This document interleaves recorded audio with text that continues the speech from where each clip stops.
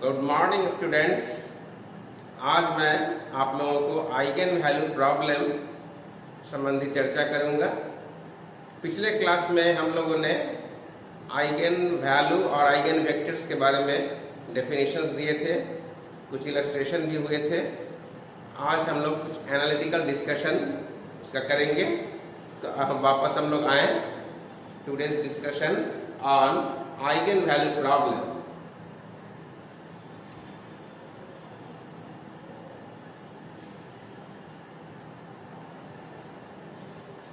Eigen value problem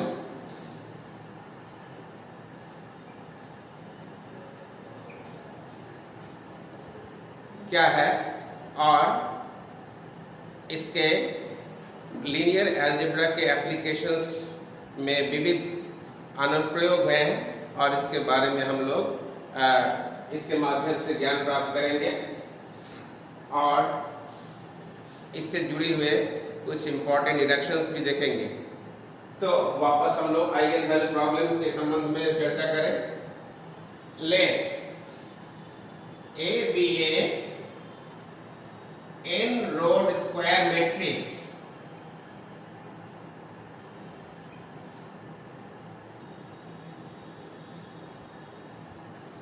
and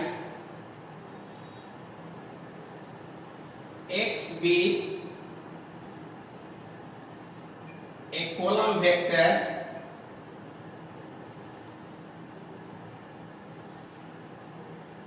of order n cross 1, then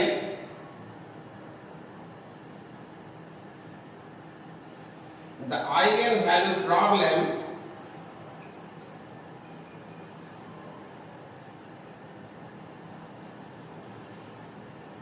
is to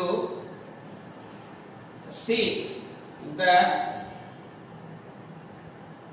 non-trivial solution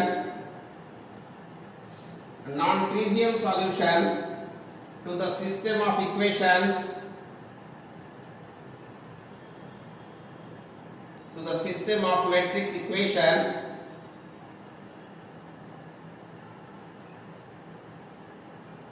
x is equal to lambda x for some assigned value of lambda.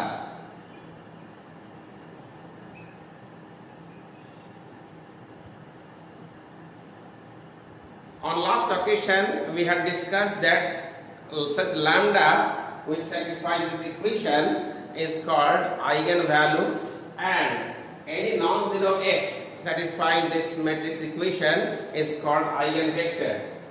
So lambda is to be sorted out and corresponding to that lambda you try to find x.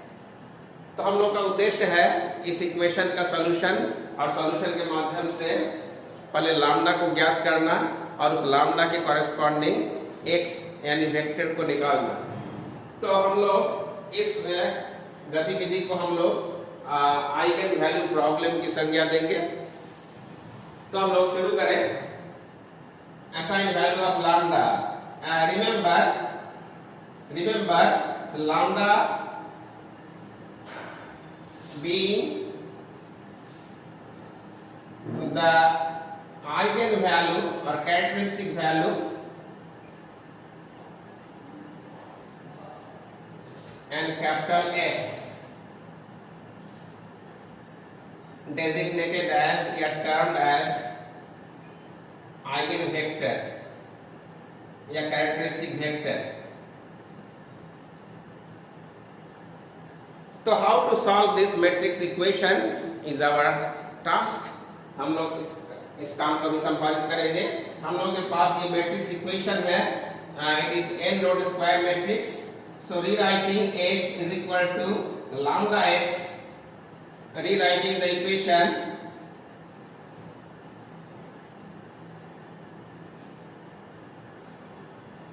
x is equal to as you are familiar with matrix and I being the identity matrix of order n, I का मतलब है in and Ix is equal to x, you know in matrix theory, so x के बजाय हम लोग ix लिखना पसंद करेंगे और उसको अगर शिफ्ट कर दें लेफ्ट साइड में, then x minus lambda ix is 0. So a minus lambda I whole times x is 0. Instead this is 1. इसको अगर हम लोग एक्सपेंड करके लिखे मैट्रिक्स के थ्योरी में तो इसका वैल्यू हो जाएगा a minus lambda I times the vector is 0. इसका तात्पर्य ये हुआ, इसको हम लोग अपनी भाषा में मैट्रिक्स फॉर्म में इसको हम लोग लिख सकते हैं. तो a minus lambda I x is equal to 0. अब इसको हम लोग इसका सॉल्यूशन निकालना चाहेंगे. वैसे सॉल्यूशन x के वैल्यूज जो नॉन जीरो हो तो हम लोग नॉन जीरो सॉल्यूशन इसका चाहेंगे corresponding to some lambda assigned lambda. Lambda का उत्पत्ति पहले होगा, इसको हम लोग कैसे निकालेंगे देखते हैं. Clearly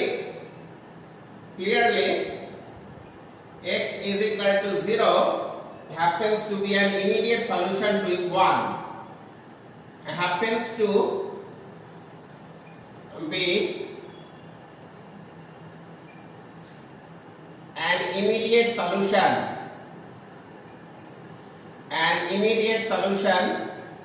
to 1.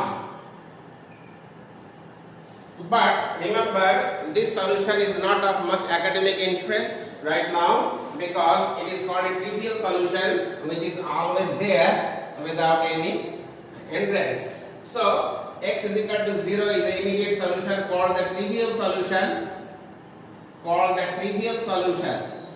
या zero solution, called the trivial solution or the zero solution.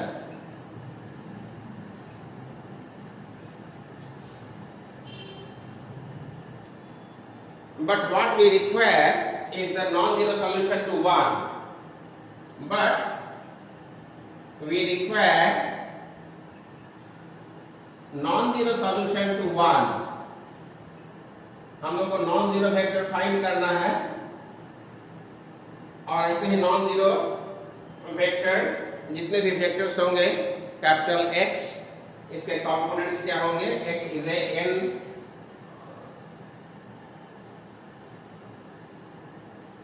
Column vectors है ये, यानी ये x1 x2 x3 xn का ट्रांसपोज है, ये हम लोग देख लेंगे. But we require non zero solution to 1. The condition for which क्या होना चाहिए, the condition for which is determinant a should be 0. Determinant a should be 0, but here determinant a means it is a minus lambda I, that should be 0. इसका नाम हम लोग 2 रखेंगे. यहां पर लिखेंगे a minus lambda I should be 0. In determinant form, in expanded form,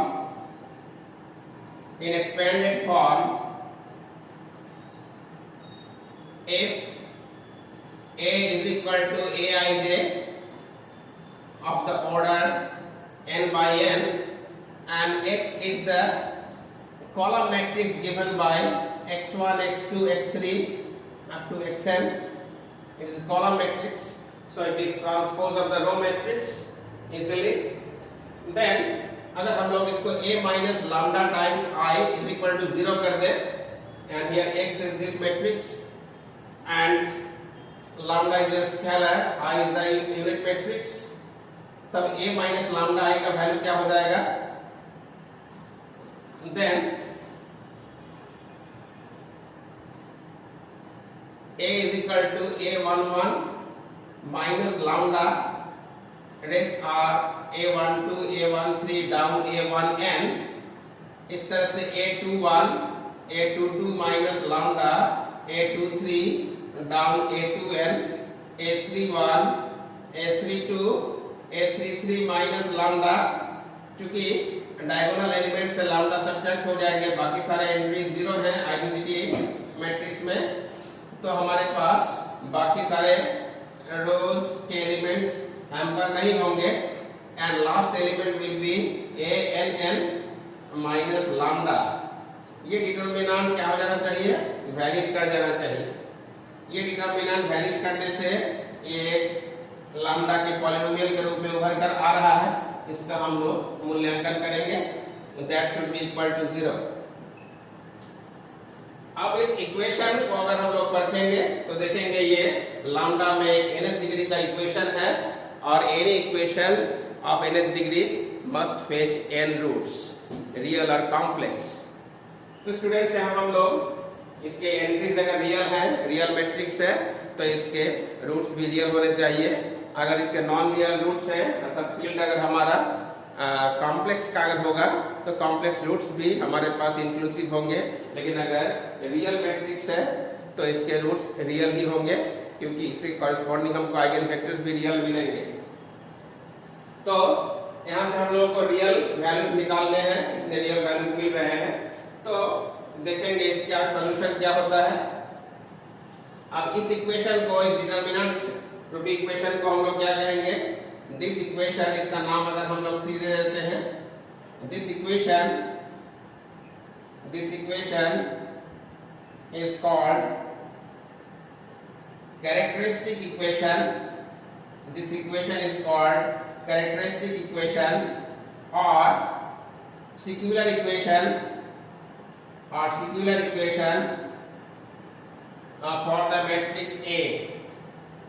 for the matrix A.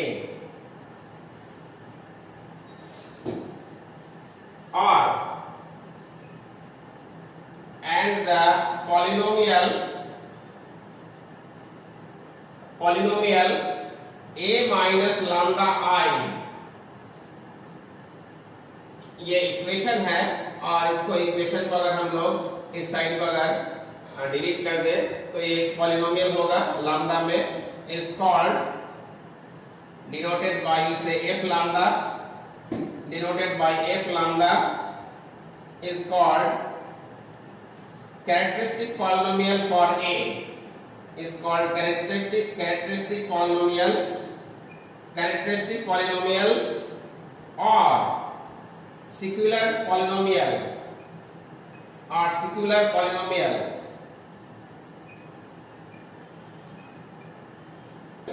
for A. तो ये एक पॉलिनोमियल होगा और ये कॉरेस्पॉन्डिंग पॉलिनोमियल इक्वेशन है. And any nth degree equation, इसको अगर हम लोग ब्रेक करें तो ब्रेक करने के लिए देखेंगे lambda lambda lambda n times 3. After expansion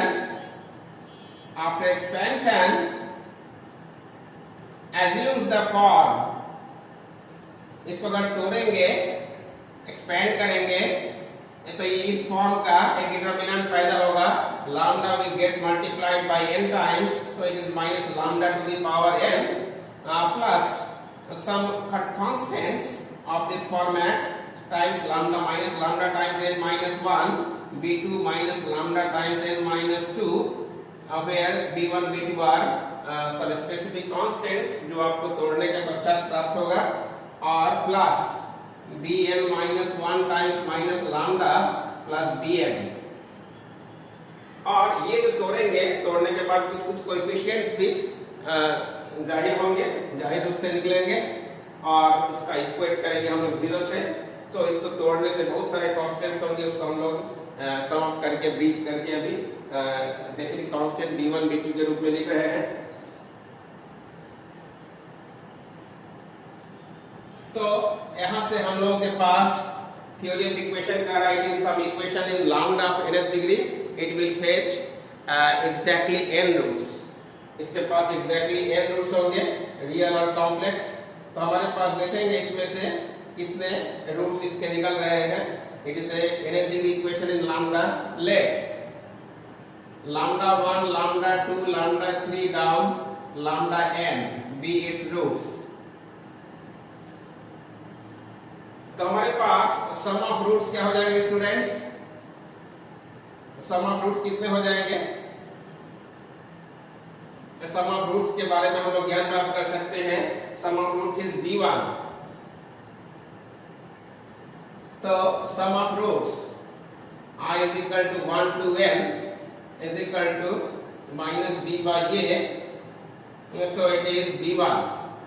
इसी तरह से summation lambda 1 lambda I lambda j क्या हो जाएगा, it is equal to b2 I less than j. इस तरह से इसको हम लोग और भी निकाल सकते हैं,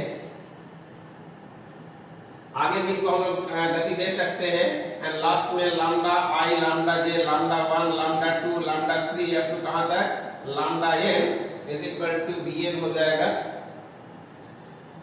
आप लोगों में सभी ने थ्योरी ऑफ इक्वेशन का अध्ययन किया होगा, sum taken one at a time, sum taken two at a time, इसको s1 कहेंगे, इसको s2 कहेंगे और इसको sn कहेंगे, sum taken n at a time.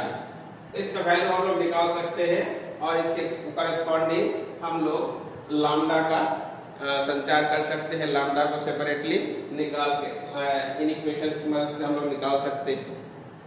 तो स्टूडेंट्स, ऐसे थ्योरी से थोड़ा सा इसको बेहतर तरीके से समझने के लिए हम लोग एक इलस्ट्रेशन या एग्जाम्पल का माध्यम लें, सहारा लें और सबसे सिंपल एग्जाम्पल हम लोग ढूंढें जिससे आइगन वैल्यू के बारे में हम लोग जानकारी प्राप्त कर सकें। सो illustration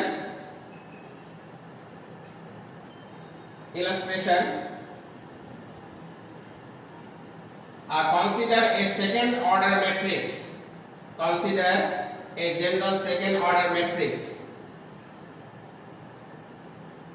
a second order matrix A is equal to इसे general matrix A B C D, ये रियल मैट्रिक्स हम लोगों ने लिया जानबूझ के। तो what about the matrix polynomial A minus lambda I, that is called matrix polynomial corresponding to A.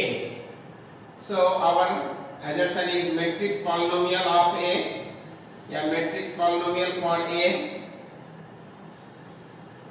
matrix polynomial for A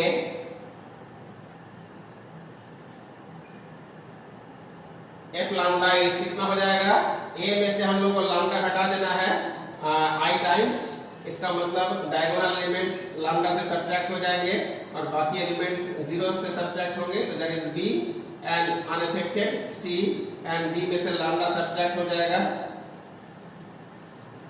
matrix polynomial for a is a minus lambda i।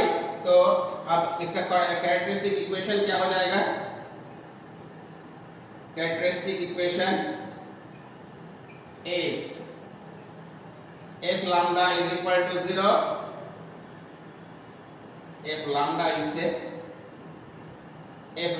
equal to 0, this implies a minus lambda b c d minus lambda is 0। तो इसको अगर हम लोग multiply करें तो क्या हो जाएगा, a minus lambda d minus lambda minus B C is equal to 0। यहाँ से सॉल्व अगर करेंगे, सिंप्लीफाई करेंगे, a plus D times lambda and plus A D minus B C is 0। ये क्वाड्रेटिक इक्वेशन है, तो हम लोग इसके दो रूट होंगे और द्विघात समीकरण को सॉल्व करना बड़ा सहज है। यहाँ से लैम्डा 1 और लैम्डा 2, लैम्डा के दोनों वैल्यू निकल जाएंगे। ये जो पिछले थ्योरी थे ये बता रहे थे कि लैम्डा में बहुत सारे इक्वेशंस होंगे, इसकी मदद से हम लोग लैम्डा के वैल्यूज को निकाल सकते हैं। तो यहाँ भी हमारे पास कुछ हिंट्स हैं कि क्वाड्रेटिक इक्वेशन को सॉल्व करना आसान है। ये अगर थर्ड डिग्री का इक्वेशन होता तो हम लोग उस टेंटेटिव रूट्स निकाल सकते थे उसके माध्यम से। अगर फोर्थ डिग्री फिफ्थ डिग्री के इक्वेशन होंगे उसको भी सॉल्व करने के कुछ मानक उपाय होते हैं, तो हम लोग इसको सॉल्व कर लेंगे। तो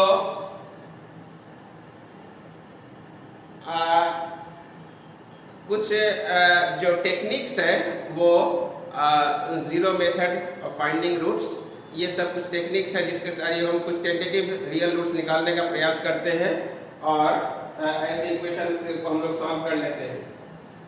यहाँ पर सम ऑफ रूट्स क्या होगा students, what about the sum of roots जो हम लोगों ने निकाला था minus B upon A, sum of roots होता है थ्योरी ऑफ इक्वेशन से आप अवगत है।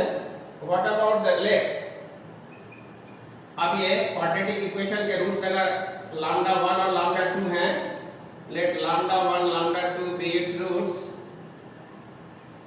तो लैम्डा 1 प्लस लैम्डा 2 यहाँ स्टूडेंट्स क्या हो जाएगा, that is minus b by a, और यहाँ माइनस बी बाई ए करेंगे तो ए प्लस डी आएगा। और what is lambda 1 lambda 2, that is the product of roots, that is C by A, A D minus B C. अब सेकेंड डिग्री के एक matrix को लेकर हम लोगों ने सॉल्व किया, और सॉल्व करने के दरमियान हम लोगों को कुछ इंटरेस्टिंग यहाँ फीचर दिखाई पड़ रहा है students. If you see it very